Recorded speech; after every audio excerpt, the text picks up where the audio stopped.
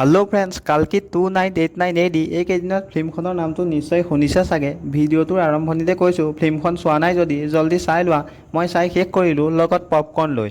হয় ফ্ৰেণ্ডছ, আজি আমি এই ভিডিঅ'টোৰ জৰিয়তে ছুপাৰষ্টাৰ প্ৰভাসৰ কালকি মুভিখনৰ ৰিভিউ কৰিবলৈ গৈ আছোঁ। নোচোৱাসকলে কওকচোন, মুভিখনৰ কাহিনীটো কেনেকুৱা হ'ব পাৰে বাৰু। ৰ'বা, বেছি মাইণ্ড মাৰিব নালাগে। ফিল্মখনৰ নামতেই কাহিনী ধৰিব পাৰি কালকি, ভগৱান বিষ্ণুৰ 24 নম্বৰ অৱতাৰটো। ফ্ৰেণ্ডছ, এইখিনিতে কৈ থওঁ, যিসকলে ভগৱান বিষ্ণুৰ আটাইকেইটা অৱতাৰ জানা তেওঁলোকে কমেণ্টত এই ইম'জিটো কমেণ্ট কৰি দিবা।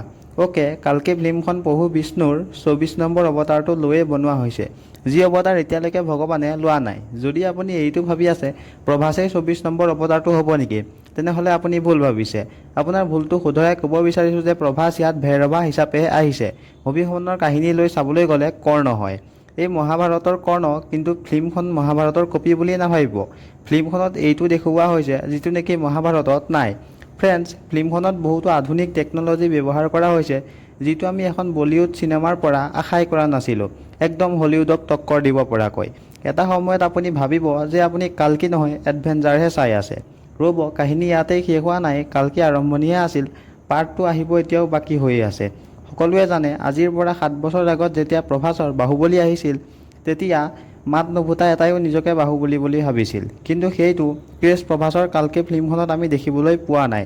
ফিল্মখনৰ মেইন ৰোলত অমিতাভ বচ্চন, যিয়ে নেকি অশ্বত্থামাৰ ৰোলটো প্লে' কৰিছে, দীপিকা পাডুকন, যাক নেকি অশ্বত্থামাই নিজৰ মা বুলি ভাবি প্ৰতিটো বিপদৰ পৰাই বচায়। কিন্তু যেতিয়া প্ৰভাসৰ মুখামুখি অশ্বত্থামাৰ লগত হয়, আপোনালোকে যি ভাবিছে সেইটো নহয়, বহুত বেয়াকৈ পিটন খায় প্ৰভাসে। আজিলৈকে প্ৰভাসৰ এনেকুৱা অৱস্থা হোৱা আপুনি চাগে নিশ্চয় দেখা নাই। ফিল্মখনৰ বক্স অফিচ কালেকশ্যন এতিয়ালৈকে 600 কৰোৰ পাৰ হৈছে। আপোনালোকে কি ভাবে, কালকিয়ে 2024ত সকলোতকৈ বেছি মনি কালেকশ্যন কৰা মুভি হ'বনে? কমেণ্টত জনাবা।